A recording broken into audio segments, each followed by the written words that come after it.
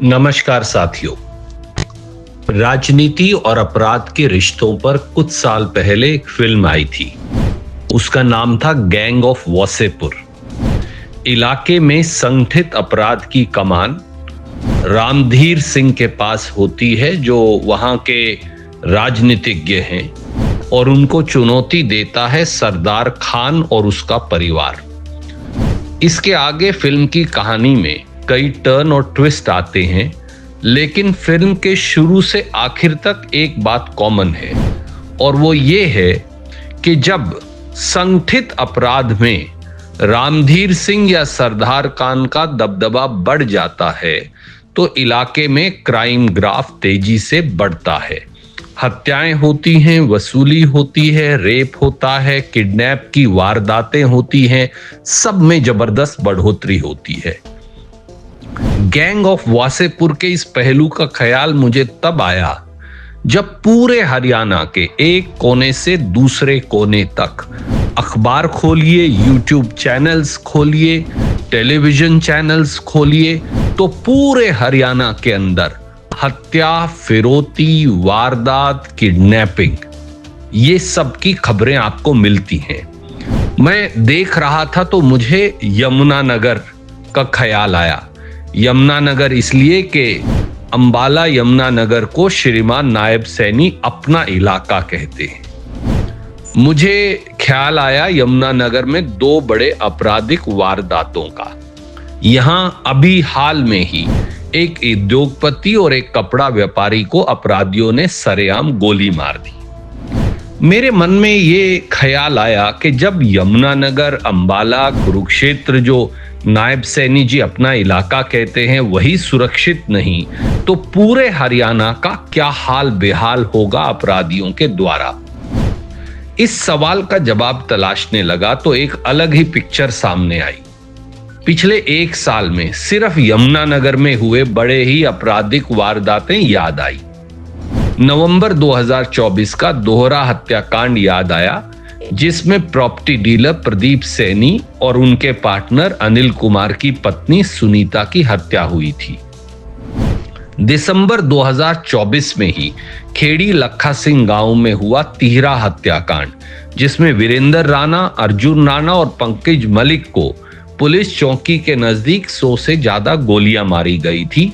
बाद में पता चला कि यह गैंगवार शराब ठेकों पर कब्जे को लेकर हुआ और पुर्तगाल में बैठे गैंगस्टर सनी सलेमपुर ने इसे अंजाम दिलाया था।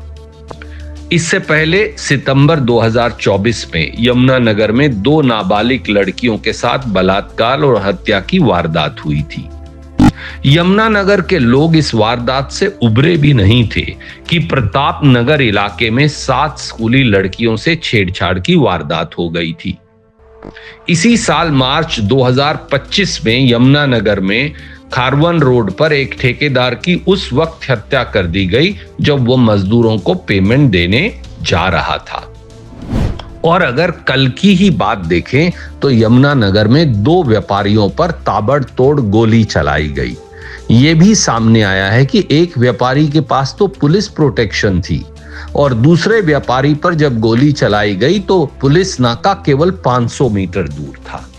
ये हाल केवल यमुनानगर का नहीं, फरीदाबाद हो, गुड़गांवा हो, सोनीपत हो, रोहतक हो, कैथल हो, अंबाला हो, पानीपत हो, कुरुक्षेत्र हो, सरसा हो, हिसार हो, फतेहाबाद हो, सब जगह यही कहानी है। कल शाम की हिसार की वारदात ले लीजिए। गैंगस्टर्स आए, एक होटल मालिक को तेज धार हथियारों से उसके होटल के बाहर ही मारकर चले गए। दोस्तों, सवाल ये है कि ये सब वारदातें तो हर रोज सुर्खियों में आ जाती हैं, पर उस संगठित अपराध फिरौती के धंधे का क्या, जो हर व्यापारी, हर दुकानदार, हर उद्योगपति, हर छोटे मोटे राइस मिल मालिक, हर फ्लोर मिल मालिक, हर डॉक्टर, हर चार्टर्ड अकाउंटेंट, हर दुकानदार आड़ती, इन सब से जो भयंकर वसूली हो रही है उसका क्या, जो चुपचाप पैसे दे देते हैं और हजारों करोड़ रुपया इस प्रकार से फिरौती का दिया जा रहा है। गैंगस्टर्स आते हैं या फोन आते हैं और पैसा ले जाते हैं और सरकार बिल्कुल मौन बैठी है और किसी को कानो कान खबर ही नहीं होती।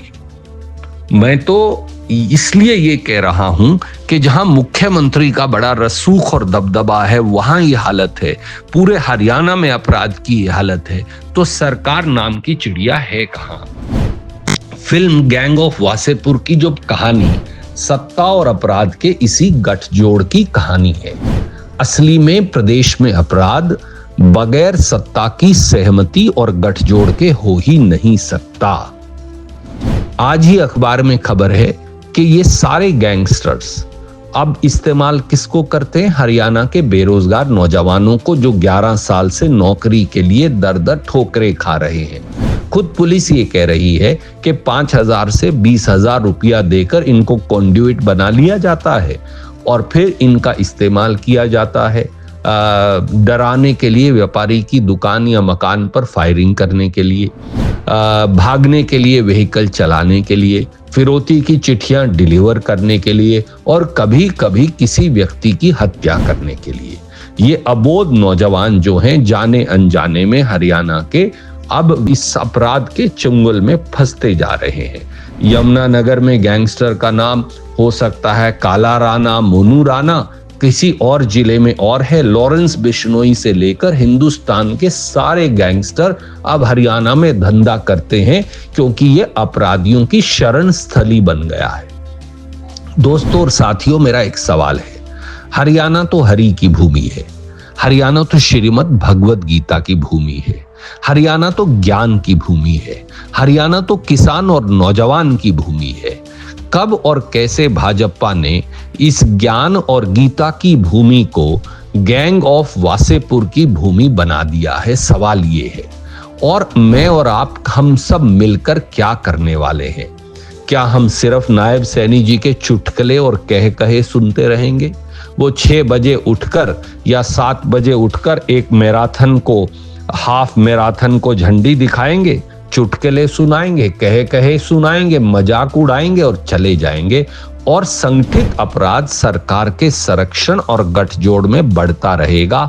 हर रोज आपके पिता, आपके भाई, आपकी बहन, आपकी माता, आपके बेटे, आपकी बेटी की जिंदगी यूं ही खतरे में डलती रहेगी। 11 साल हो गए भाजपा की सरकार को, जब आज पूरे प्रदेश में क्राइम का ये हाल है। इन्होंने हरियाणा की हरी भूमि को गैंग ऑफ वसेपुर के कल्चर में तब्दील कर दिया है। इसलिए दोस्तों, आइए अब सवाल पूछना शुरू करिए।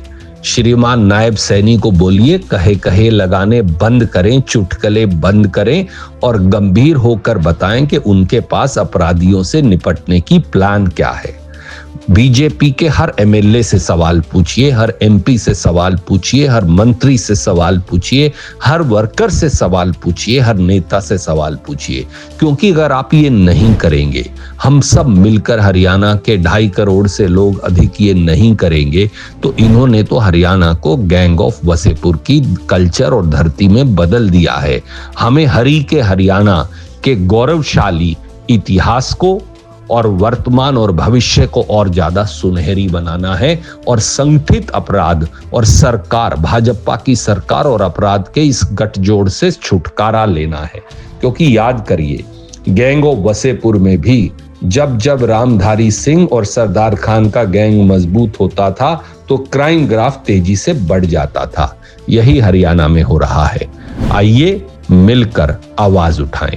जय हिंद, राम राम, नमस्कार, जय हरियाणा।